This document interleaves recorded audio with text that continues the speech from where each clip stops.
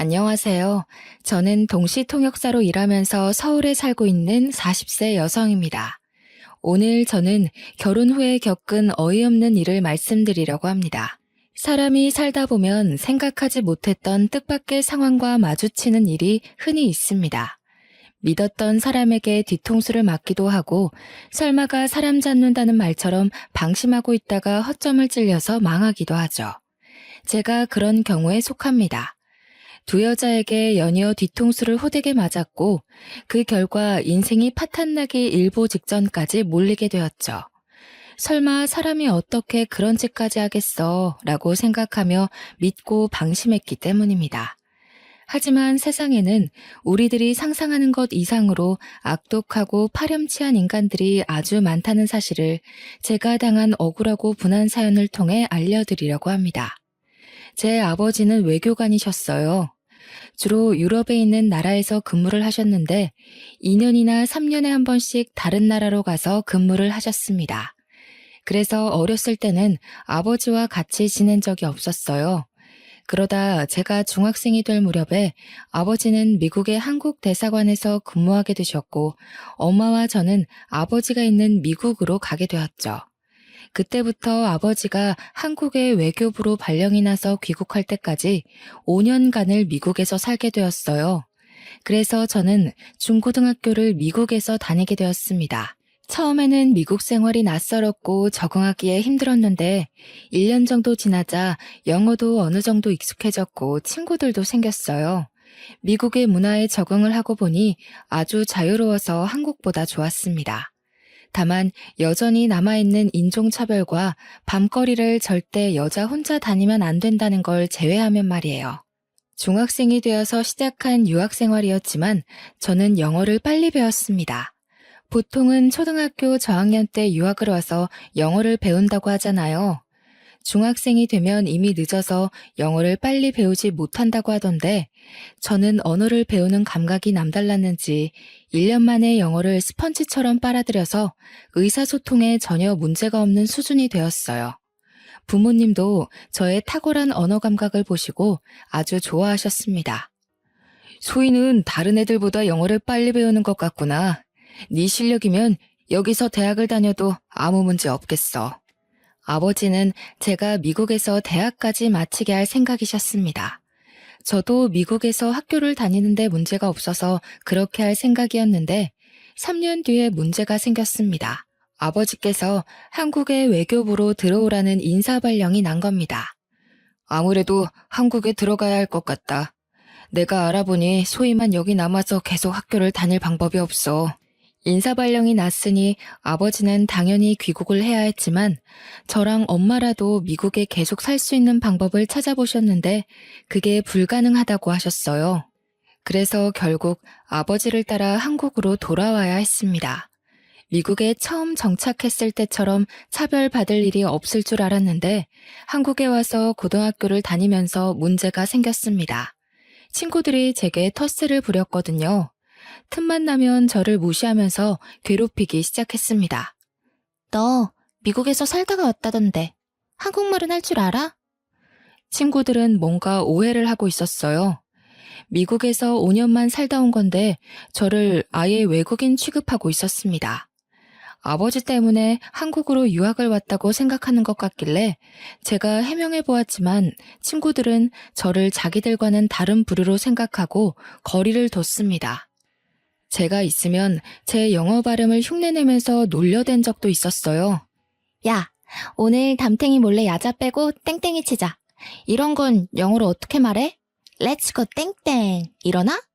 너 영어 잘하잖아. 빨리 말해봐. 이런 식으로 이상한 질문을 할 때면 저는 대답하지 않고 무시했어요. 그런데 친구들은 자기들을 무시하면서 잘난 척한다고 화를 내더라고요. 야, 사람이 말하는데 쉽냐? 네가 그렇게 잘났어? 미국에서 살다 왔으면 다야? 안 그래도 적응하기 힘든데 친구들이 시건방지다고 놀리고 왕따를 시키자 더 이상 버틸 수 없었습니다. 제 편을 들어주는 친구 하나 없으니까 밝고 활동적이었던 성격이 말이 없고 내성적인 성격으로 변해갔습니다. 저희 엄마도 그 사실을 알아차리고 아버지와 상의를 하기도 했죠. 여보, 소희가 걱정이에요. 학교 생활에 통 적응을 못하는 것 같아요. 그래? 어떻게 하지? 다른 데로 전학이라도 보내야 하나? 내가 학교에 찾아가서 상담해 봤는데 내년이면 3학년이라 전학도 안 된다고 하더라고요. 설사 전학을 간다고 해도 그 학교에서 잘 적응한다는 보장도 없고 이걸 어쩌면 좋아요. 그렇다고 풀이 잔뜩 죽어있는 애를 그냥 내버려둘 수도 없으니 큰일이야.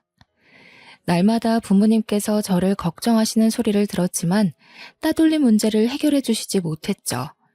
힘들어도 참고 견디면서 졸업을 하는 것 외에는 다른 방법이 없었습니다. 아버지께서도 아무리 찾아도 방법이 없으셨는지 저를 따로 불러 달래기 시작하셨습니다. 소희야, 1년만 참고 졸업하자. 졸업하고 미국에 있는 대학으로 유학 가면 다 해결될 거야. 힘들어도 어쩌겠니? 참고 이겨내야지. 아버지께서 고등학교만 졸업하면 미국으로 유학을 보내줄 테니 1년만 참으라고 했어요.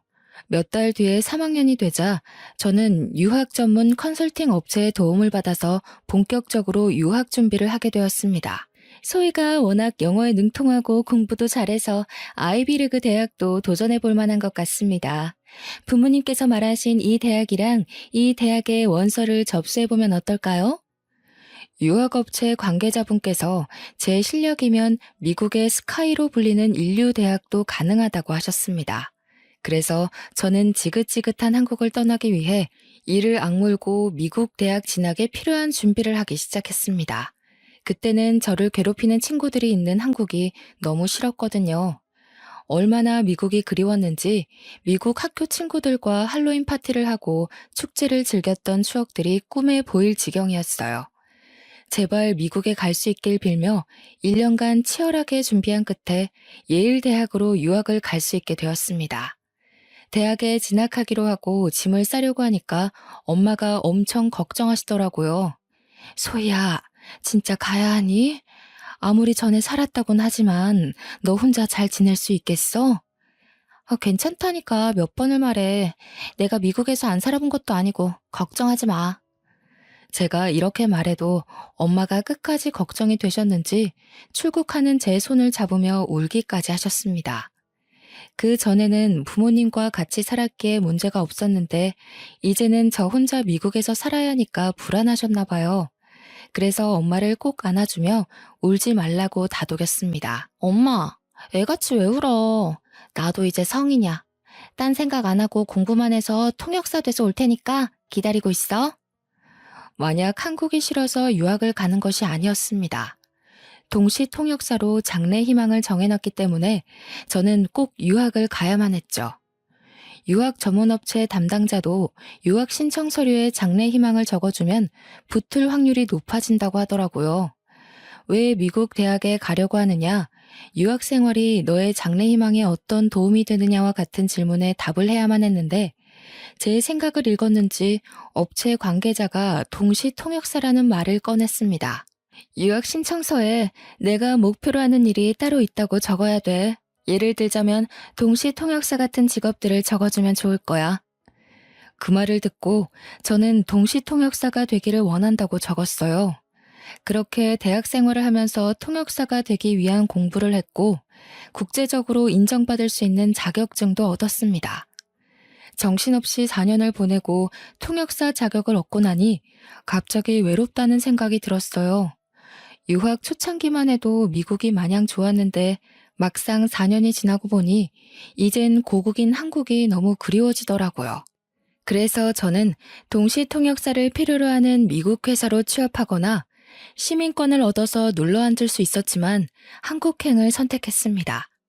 갑자기 한국으로 간다니까 친구들도 절 붙잡는데 당연히 아버지께서도 절 말렸죠. 제가 오랜 고민 끝에 한국행을 통보하니까 아버지께서 한숨을 쉬며 말씀하셨습니다. 너도 이제 성인이니 여러 가지 고려해서 결정한 거겠지만 기왕 나간 김에 미국 시민권을 따는 게 어떠겠니? 다시 한번 생각해봐라. 나중에 후회할 거다. 아버지, 전 얼른 한국 가고 싶어요. 이제 혼자서 사는 거 지긋지긋해졌단 말이에요. 그리고 저도 무턱대고 한국 가겠다는 거 아니에요. 스카웃 받은 곳이 있어서 그곳으로 갈 거예요. 아버지가 가길 원했던 미국 대기업은 아니었지만 한국에서 이름만 대면 누구나 알 법한 땡땡그룹과 동시 통역사 계약을 하게 되었거든요. 몇 분 동안 전화 실랑이를 펼친 끝에 결국 아버지께서 두 손 두 발을 드셨습니다. 땡땡그룹에서 3년 동안 일을 하고 있었을 때였을까요? 제가 30을 바라볼 때쯤 남편을 만나게 되었어요. 영국에서 열린 무역 박람회장에서 마케팅 팀장이었던 남편을 처음 만나게 되었습니다. 정말 잘생기고 키도 훤칠한 게 여자들한테 인기가 많을 것 같더라고요. 보는 순간 호감이 들어서 남편과 눈이 마주치자마자 웃으며 인사했습니다. 남편도 저를 보고 환하게 미소 지으며 예의 바르게 인사해 주었죠. 안녕하세요. 정철민이라고 합니다. 잘 부탁드려요. 네, 반가워요. 제가 들으니까 미국에 있는 대학을 나오셨다고 하던데, 맞나요? 네, 몇 년 동안 미국 물 좀 먹었습니다. 혹시 어느 대학 나오셨나요? 예일대학에서 경영학 공부를 했어요. 어머, 저도 그 대학 나왔어요. 정말요? 여기서 유학 동창을 만나다니 더 반갑네요. 전공이 달라서 몰랐는데 남편과 제가 동창이었더라고요. 그걸 계기로 저희는 빠르게 가까워졌습니다. 틈나는 대로 사적인 대화도 많이 나누고 전화나 문자도 자주 나누었죠. 박람회가 끝날 무렵 남편이 제게 먼저 대쉬를 하기도 하였습니다. 소희 씨, 이번 회의 때 동시통역을 아주 잘해주셔서 감사합니다. 제가 밥 한 끼 사드리고 싶은데 한국에 돌아가서도 연락드려도 될까요? 네, 물론이죠. 언제든지 연락 주세요. 남편과 대화가 너무 잘 통해서 남편에게 연락이 안 와도 제가 해볼 생각이었습니다. 하지만 한국으로 귀국한 뒤에 여러 국제 행사를 따라다니느라 남편에게 연락해볼 시간이 없었죠. 그런데 어느 날 남편에게서 문자가 한 통 왔습니다. 저녁을 먹자는 제안을 하길래 반가운 마음에 얼른 약속을 잡았는데요. 제가 잠깐 시간을 내서 밥만 먹고 헤어졌는데 며칠 뒤에 바로 연락이 왔습니다.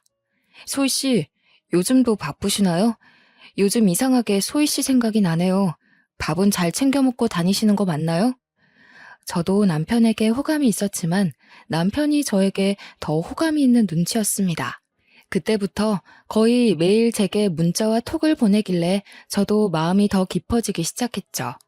남편이 틈만 나면 어떻게 지내는지 뭐 하는지 묻다가도 보고 싶다고 하면서 저에 대한 속마음을 솔직하게 드러냈습니다. 해외 유학파 출신의 외모도 괜찮고 잘 나가는 대기업 팀장이 이렇게 적극적으로 나오는데 어느 누가 안 넘어갈까요? 하지만 제가 너무 바빠서 관계가 빠르게 진행되지 않았습니다. 몇 달이 지나고 나서야 남편이 정식으로 사귀자는 말을 꺼내더라고요. 이제 소희 씨도 제 마음 알 거라고 생각해요. 우리 진지하게 교제하면서 결혼까지 생각해 봐야 하지 않을까요? 남편도 그렇고 저도 적은 나이가 아니라서 남편과 결혼을 전제로 만나보고 싶었습니다.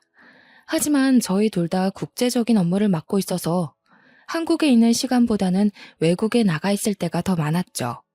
1년간 연애를 하면서 같이 보낸 시간은 얼마 되지 않아서 결혼 이야기가 나오는데 많은 시간이 흘렀습니다. 그러다 그가 국내 업무를 맡게 되었을 때 제게 프로포즈를 했습니다. 30대 중반에 들어서니 결혼 문제를 더 이상 미룰 수 없겠더라고요. 남편과 몇 개월 만난 것도 아니고 3년 정도 교제했으니 결혼할 때가 왔다고 생각했습니다. 그래서 결혼을 허락받으려고 시댁에 찾아갔죠. 시어머니께서는 저를 보자마자 매우 마음에 들어 하셨어요. 우리 며느리가 동시통역사라고 했니? 동시통역사 며느리면 우리 아들한테 아주 딱이지.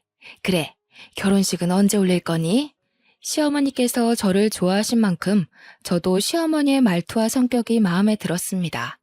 말하는 품격만 봐도 교양이 온몸에서 줄줄 흐르는 세련된 사모님이었거든요. 저를 보자마자 칭찬을 너무 많이 해주셔서 몸둘 바를 몰랐습니다. 철민이 덕분에 해외 유학파 며느리를 다 보게 되는구나.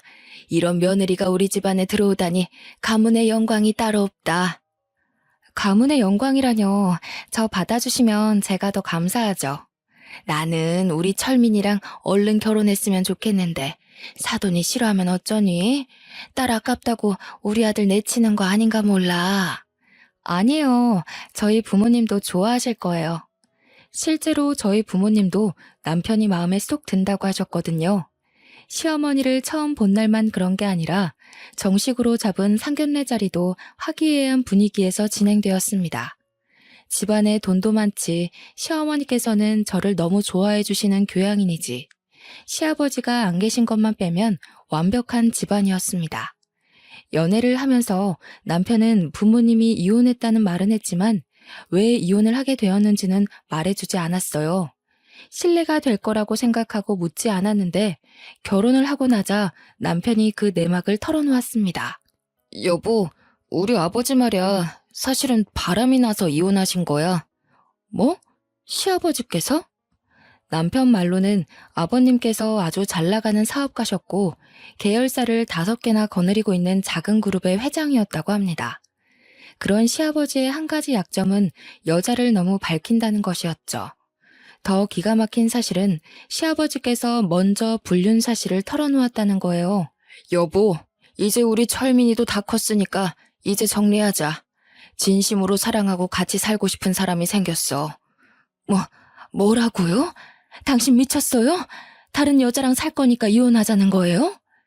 시아버지께서 언제부터 누구랑 불륜을 저지르고 있었는지 아주 당당하게 털어놓았다고 해요. 하지만 어디 이혼이 그리 쉽나요? 시어머니가 남편 결혼시키기 전까지 이혼 못한다고 하니 시아버지께서 놀라운 제안을 꺼내놓았습니다. 이혼하자.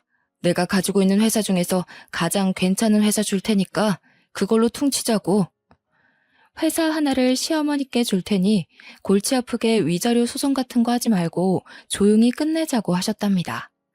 시어머니께서 화를 내시면서 헛소리 말라고 무시하니까 시아버지께서 집에 들어오지 않으셨다고 하죠.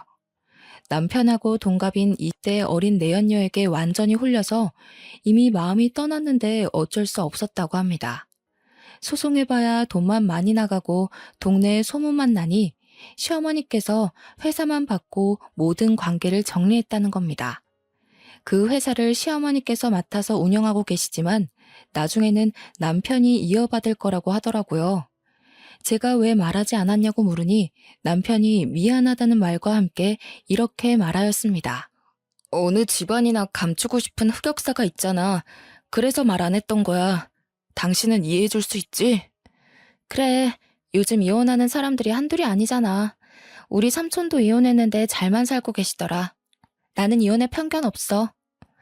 오히려 시아버지께서 스스로 떠나줘서 다행이라고 생각했죠. 바람을 피운 남편 덕분에 사업가가 된 시어머니께서 집안 살림에 큰 보탬이 돼주셨거든요. 그래서 저는 결혼 후에도 통역사 일을 계속하면서 커리어를 쌓아갔습니다. 그렇게 3년이 지나갔고 미국에서 국제회의를 마치고 돌아왔는데 엄청난 사건이 터지고 말았습니다. 일주일 전에 남편이 교통사고를 당해서 세상을 떠났다는 충격적인 소식에 기절을 할 뻔했죠. 시어머니는 아직도 그날 일이 믿어지지 않는다고 하셨습니다. 회사에서 퇴근하고 집으로 온다는 전화가 마지막이었어. 몇 시간을 기다려도 오지 않아서 마음이 불안했는데 병원에서 전화가 왔더라고. 트럭하고 정면으로 부딪히는 바람에 병원에 왔을 때는 이미 이 세상 사람이 아니었대. 아이고, 불쌍한 내 새끼. 어쩌다 그런 봉변을 당해서. 시어머니는 제게 자초지종을 설명해 주시면서 울음을 터뜨리셨습니다. 제가 외국에 있으니 연락도 하지 못하고 장례를 치렀다고 하시더라고요. 저는 졸지에 남편의 임종을 지키지도 못하고 장례식 자리에도 늦은 아내가 되어버리고 말았습니다. 급하게 남편의 장례식장에 갔지만 상주로서 역할도 하지 못했습니다. 저 대신 상주로선 시모 옆에 서 있기만 했는데요. 제가 금방이라도 쓰러질 것 같으니까 어머님께서 집으로 가라고 했습니다. 충격을 받아 머리도 어지럽고 토할 것 같아서 집에는 가지 않고 잠시 화장실에 다녀왔을 때였습니다. 시어머니께서 시누이랑 이야기를 하고 있더군요. 일부러 들으려고 한 건 아닌데 목소리가 워낙 커서 들어가자마자 바로 들렸습니다. 그래, 내가 알아보니까 당사자가 죽었어도 불륜으로 소송 걸면 걸린다는 거야. 그러니까 민철이가 만나던 여자가 있었다는 걸 절대 알게 하면 안 돼. 맞아. 이제 곧 남남이 될 텐데 돈 아깝게 위자료 물어줄 필요는 없잖아. 맞아, 엄마. 굳이 그럴 필요는 없지. 그런데 어떻게 숨기려고 그래? 들키면 어쩌려고. 어머님께서 도대체 무슨 말씀을 하시는 걸까요? 시어머니의 말을 듣고 소름이 돋고 말았습니다.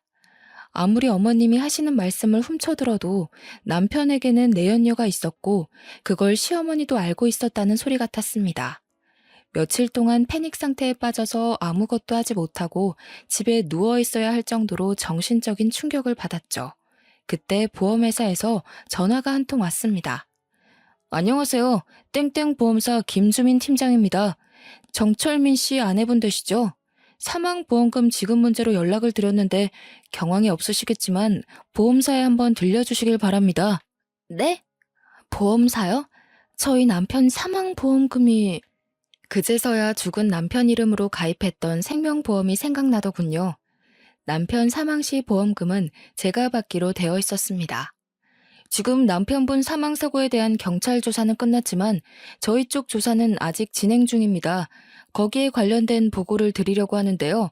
언제쯤 뵐 수 있을까요? 보험회사로 가보니 사고조사 담당자가 사망사고의 경우에는 경찰 조사와는 별도로 보험회사에서 다시 조사를 한다고 하더라고요. 보험금을 노린 자살이나 타살 사례가 워낙 많아서 면밀하게 들여본다고 하셨습니다. 그래서 얼마나 걸릴까요? 보험금 지급이 걸린 문제여서 경찰보다 더 철저하게 조사합니다. 그래서 조금 더 기다리셔야 합니다. 한 달은 걸릴 것 같은데 우선 사고 당시에 같이 계셨던 여성분도 저희가 불러서 증언을 들어야 하고. 네? 같이 있었던 여성이라고요? 네, 경찰 조사에는 동승한 여성이 있었다고 적혀 있었습니다. 그게 누구죠? 그건 저희가 말씀드릴 수 없습니다. 경찰 쪽에 문의드려도 저희처럼 안 된다고 하실 거예요. 대신 담당자분께서 사고에 대한 대략적인 설명은 해주셨습니다. 자세히 들어보니 시어머니께서 하신 말과 전혀 달랐습니다. 남편이 퇴근하고 혼자 집으로 가다가 사고가 났다고 했는데 사실 양평에서 사고를 당했다고 하더라고요. 저희 집과는 정반대에 있는 곳이었습니다. 그래서 저는 바로 경찰서를 찾아가서 남편의 사고를 조사했던 경찰관을 만났습니다. 경찰관 분께서 제 신분을 확인하고 서류에 사인을 하라고 한 다음에 남편이 어떻게 사고를 당해서 죽게 되었는지 자세하게 말해주셨죠. 경찰에서는 이미 종결된 사건이니까 전부 말씀드릴게요. 먼저 동승했던 여성분이 있었던 건 사실입니다. 사고가 난 다음에 신고도 그 여성분이 했으니까요. 여기 그 여성분이 증언한 내용입니다. 내연녀의 말에 따르면 그날 남편과 같이 양평으로 드라이브를 갔다고 합니다. 같이 저녁을 먹을 동안 내연녀는 맥주를 좀 마셨고 남편은 술을 먹지 않았다고 해요. 식당을 나와서 바람을 쐬려고 드라이브를 하는데 내연녀는 맥주를 마셔서 화장실이 급해졌다고 하죠. 그래서 국도변 갓길에 차를 잠깐 세워놓고 내연녀는 풀숲으로 들어가서 볼일을 봤다고 하는데요. 급한 용무를 마치고 숲에서 나오는데 갑자기 대형 트럭 한 대가 남편이 타고 있던 차를 뒤에서 들이박았다고 합니다. 졸음 운전을 하던 트럭 기사가 갓길에 서 있던 남편의 차를 그대로 박아버렸다는 거죠. 그 사고로 남편이 타고 있던 자동차가 트럭 밑에 깔려버렸고 남편은 현장에서 바로 사망했다고 들었는데요. 당연히 저는 사건의 진실을 듣자마자 내연녀가 누구인지 물었습니다. 죄송하지만 그 여성분의 신원에 대해서는 저희도 알려드릴 수가 없습니다. 제가 알려달라고 매달렸지만 끝까지 알려주지 않더군요. 경찰서를 나오는 제 머릿속은 혼란스러워졌어요. 남편이 외도를 하고 있을 거라고 상상조차 안 해봐서 충격은 더 심했습니다. 죽은 남편을 상대로 불륜 소송을 해야 하나 싶었지만 당사자는 이미 죽고 없어졌는데 그렇게까지 해야 하나 싶었습니다. 하지만 남편의 불륜을 알고 있었으면서 돈을 아끼려고 거짓말을 한 시어머니가 괘씸하다는 생각이 들었어요. 그래서 변호사를 만나 어떻게 해야 하는지 상의하고 있는데 갑자기 모르는 여자에게 전화가 왔습니다. 여보세요? 최소희 씨 본인 맞으시나요? 네, 그런데요. 누구시죠? 저는 소희 씨 남편이랑 내연 관계 가졌던 여자예요. 네? 뭐라고요? 내연녀에 대해 어떻게든 알아내려고 변호사를 찾아간 건데 내연녀가 제 발로 찾아온 겁니다. 카페에서 만나서 이야기하자고 하길래 떨리는 심정으로 내연녀가 문자로 보내준 주소로 찾아갔죠. 내연녀를 실제로 보니 남편이 한눈에 반해서 넘어갈 만해 보였습니다. 얼굴도 몸매도 저보다 더 나아 보였거든요. 하지만 성격은 어찌나 고약한지 절 보자마자 재수없는 소리를 해댔습니다. 얼뚱이 서서 뭐 하세요? 시간 없으니까 얼른 앉으세요. 우리가 아주 불편한 관계라는 거 알아요. 하지만 그 사람은 이미 이 세상을 떠나고 없는데 우리끼리 싸워봤자 무슨 소용이 있겠어요? 내연녀는 뻔뻔하게 나오니까 코웃음이 절로 나오더군요. 제가 어이없는 표정으로 콧방귀를 끼고 있는데도 내연녀가 꿋꿋하게 제게 제안을 했습니다. 소희 씨 시어머니도 저에 대해 알고 있어요. 그걸 증명하면 죽은 남편이 아니라 시어머니를 상대로 위자료 청구를 할 수 있다고요. 그래서요? 지금 위자료 청구해서 반반씩 나누기라도 하자는 거예요? 잘 아시네요. 제가 도와드릴 테니까 위자료 5대5로 나눠요. 그쪽도 억울해서 이대로 넘어가기 싫잖아요? 뭐가 그렇게 당당해요? 시어머니 골탕 먹일 증거라도 가지고 있어요? 제가 이렇게 물으니까 내연녀가 녹음 파일을 몇 개 들려주었어요. 내연녀가 시어머니와 나눈 대화를 몰래 녹음했더라고요. 녹음본은 당연히 내연녀와 남편이 저 몰래 만나고 있는 걸 잘 숨기고 있으라는 내용이었죠. 소희 씨가 해외 출장 가면 저희 둘이 같이 살았어요. 아파트 근처에 있는 CCTV도 증거로 내세요. 저희가 들어간 시간대에 시어머니도 자주 집에 들린다는 거 증명할 수 있을 거예요. 내연녀 말로는 시어머니께서 저보다는 자기를 며느리로 앉히고 싶다는 말을 자주 했다고 하더라고요. 저는 그 말을 믿지 않았지만 내연녀는 시어머니가 제 뒷담을 한 것까지 녹음해놓고 있었습니다. 최소히 그 애는 툭하면 비행기 타고 날라버리니? 마누라가 옆에 있어야 마누라지. 1년의 절반은 외국에 나가 있는 년이 무슨 마누라야? 혜정이 네가 우리 철민이 잘 챙겨주거라. 내가 기회 와서 확 이혼시켜버릴 테니까. 녹음 파일을 듣고 있던 저는 겉과 속이 다른 시어머니의 모습에 분노가 치밀어 올라서 견딜 수가 없었습니다. 제 앞에서는 간이고 쓸개고 다 내줄 것처럼 굴더니 남편 예연이 앞에서는 제 욕을 대놓고 했더라고요. 어때요? 이제 제 말 믿겨지시죠? 우리 이대로 한편해요. 이 정도면 증거로도 충분할 것 같은데. 내연녀보다 시어머니에게 복수심이 드는 건 왜일까요? 녹음본을 들은 순간 속이 부글부글 끓더니 눈앞에 있는 여자가 꼭 제 편처럼 보였습니다. 내연녀의 말이 사실이라면 시어머니를 상대로 위자료 청구 소송을 해도 승산이 있을 것 같았죠. 그래서 원하는 게 뭐예요? 아무 조건 없이 본처 앞에 나타나서 제 소송을 돕겠다고 할 리는 없을 것 같은데. 5대5로 반띵하자는 소리 했잖아요. 돈이 급해서 그런 거죠. 별일 있겠어요? 내가 정철민 믿고 이것저것 돈 질러놓은 게 많이 있는데 갑자기 죽어버려서 다 내 빚이 돼버렸잖아. 진짜 미친놈 아니야? 시집 오라고 해놓고 죽어버린 놈이 어딨어? 그 말을 들은 순간 정말 정신 나간 여자라고 생각했죠. 하긴 본처한테 머리카락 쥐어뜯기고 재산 탈탈 털릴 수도 있는데 기어코 찾아온 거 보면 하루살이 인생을 사는 것 같았습니다. 급한 불만 끄는 데에 온 정신이 팔려서 아슬아슬한 승부수를 둔 것 같았는데요. 이렇게 비정상적인 여자 때문에 시어머니께 복수를 할 수 있게 되었습니다. 그리고 상간녀 소송을 하지 말아달라고 계약서까지 써달라고 하더군요. 저는 생각해본다고 말하고 남편 내연녀와 헤어진 다음에 머릿속으로 계산을 해봤습니다. 시어머니에게 위자료를 받아내고 보험금을 받는다면 시댁에 복수도 하고 관계를 완전히 정리할 수 있을 것 같았어요. 그러다 얼마 후에 보험사의 연락을 받고 내연녀가 제안한 대로 하기로 결심했습니다. 하지만 내연녀에게 연락해서 만나기 전에 시어머니에게 소송을 할 거란 말을 먼저 하면서 사과를 받아야 할 것 같아서 시댁에 먼저 갔습니다. 평소처럼 도어락 문을 열고 들어가니 시어머니께서 뜻밖의 손님과 같이 있는 게 보였습니다. 바로 제가 만났던 남편 내연녀였죠. 안방에서 둘이 뭐가 그리 좋은지 히히덕거리고 있더라고요. 어머님, 그년 아주 바보더라고요. 내가 하는 말을 그대로 믿더라니까요. 그년이 영어만 잘하지 다른 건 아무것도 몰라. 아들이 바람을 피우다가 죽었는데 엄마한테 위자료 달라고 하는 법이 세상에 어디 있겠니? 저는 그년이 당장 상간녀 소송한다고 난리를 칠까봐 얼마나 조마조마했는지 몰라요. 얼른 계약서 받아내야 할 텐데 걱정이야. 곧 받아낼 수 있을 거다. 내가 말했잖아. 세상 물정이라고는 모르는 등신이라고. 어떠냐? 내가 시키는 대로 하길 잘했지?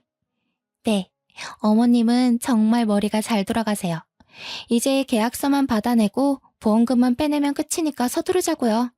담당 설계사가 이제 조사 끝났다고 연락 왔어요. 그냥 민증만 가지고 가면 돼요.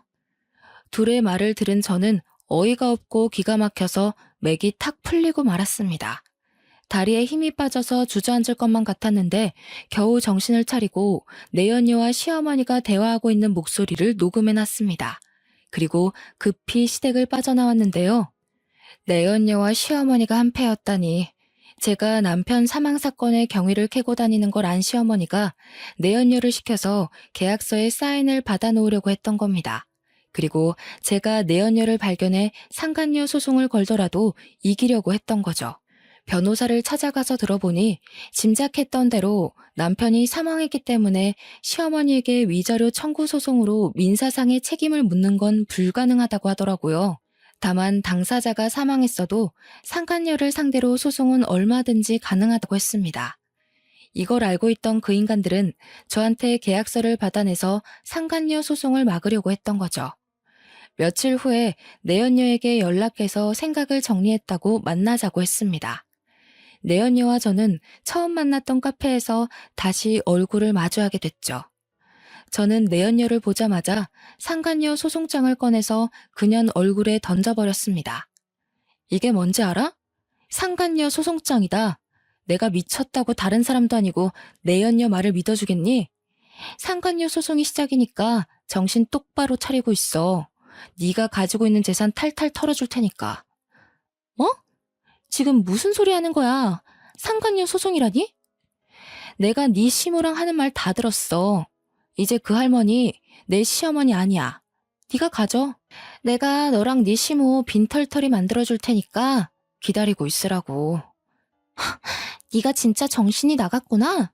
무슨 증거로 상간녀 소송을 걸었는데? 내가 준 녹음본? 그거 하나만으로 소송 성공할 것 같아? 그래, 멍청한 거사. 내가 친히 네 시어머니랑 작당한 것도 녹음해놨으니까 각오하고 있으라고. 내연녀가 저를 향해 쌍욕을 내뱉길래 내연녀가 상황 파악을 할 수 있도록 찬물을 얼굴에 부어주었습니다. 그리고 집에 와서 서랍장을 뒤져보니 제 주민등록증이 없어져 있더라고요. 시어머니가 가지고 간 게 분명했습니다. 그 길로 바로 경찰서로 가서 시어머니와 내연녀의 대화를 녹음한 파일을 제출하고 둘을 문서 위조와 사기 혐의로 고발했습니다. 시어머니는 남편의 사망보험금을 가로채려고 보험 설계사와 짜고 서류를 위조하고 제 신분증을 훔쳐서 내연녀가 제 행세를 하도록 만들었더라고요. 위조죄로 깜빵에 보내겠다고 하니 시어머니가 제 집까지 찾아왔습니다. 억울하다며 펄쩍 뛰길래 경찰을 부른다고 했죠.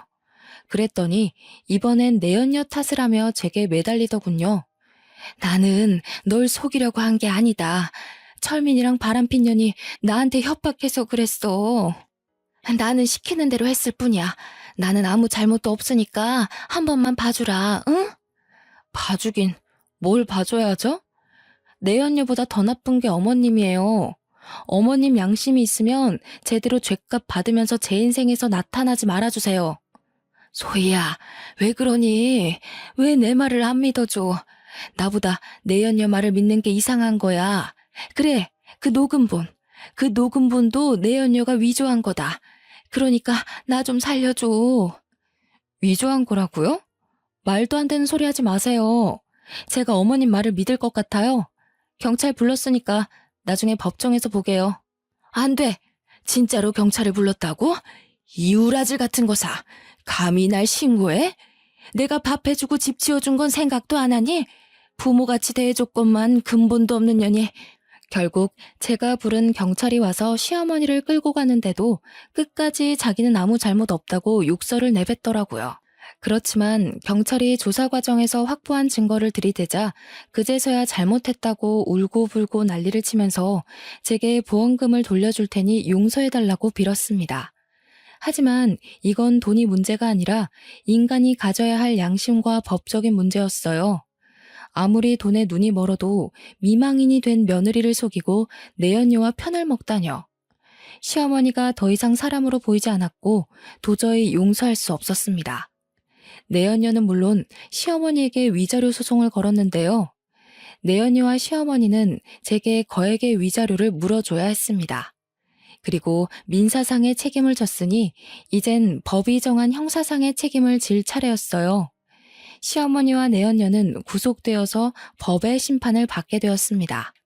자기 꾀에 자기가 빠진다는 말처럼 자신의 잘못을 피하려고 무리를 해서 머리를 굴리다 보면 자승자박의 꼴이 되기 마련입니다. 잘못된 행동을 하지 않는 게 가장 좋겠지만 잘못을 저질렀다면 잔머리를 굴리면서 피하려고 하지 말고 솔직하게 잘못을 인정하고 그에 합당한 대가를 치러야 한다고 생각해요. 그렇지 않으면 더 큰 화가 반드시 돌아온다는 걸 기억하시길 바랍니다. 저는 깜빵에서 썩어가고 있는 시어머니와 내연녀를 보며 오늘도 정의롭게 살아가야 한다고 느끼고 있습니다.